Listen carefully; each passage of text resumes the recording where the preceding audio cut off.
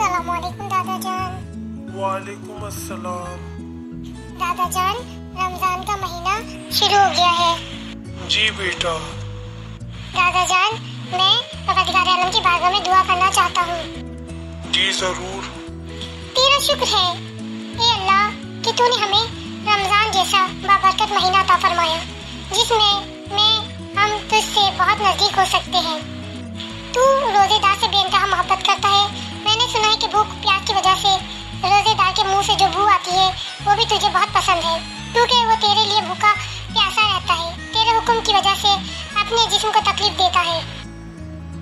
खुदाया, इस साल से मुझ पर रोजे वाजिब हो गए हैं, और मैं जब से रोजे रखने शुरू किए हैं तब से मुझे अंदाजा हुआ है कि गरीब लोगों को जब खाने को कुछ नहीं मिलता तो इनका क्या हाल होता होगा।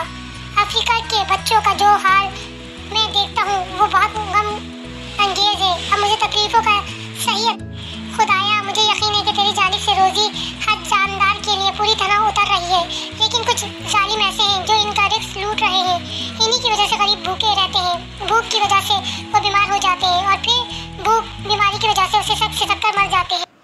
बिल्कुल सही बात है बेटा। ए अल्लाह, जो लोग इनका रिस्क लूट लेते हैं तो इन जालिमों को नाबूद कर दे। माह रमजान में इन शैतान नुमा इंसान से तमाम मजलूमों को निजात अता कर दे। इस महीने की बरकत और रहमत हम सब पर जारी कर दे। आमीन।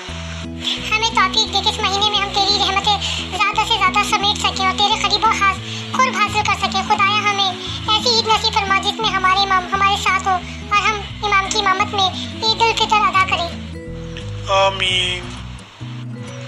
हैदर, आपने तो बहुत अच्छी दुआ करवाई।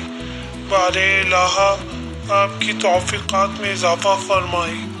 दोस्तों, हमें यकीन है कि आपको हमारी दुआ पसंद आई होगी। दोस्तों, हमारे चैनल को लाइक कीजिए, सब्सक्राइब कीजिए, शेयर कीजिए, ताकि इसी तरह आपको हमारी वीडियो देखने के लिए मिलती रहे। शुक्रिया।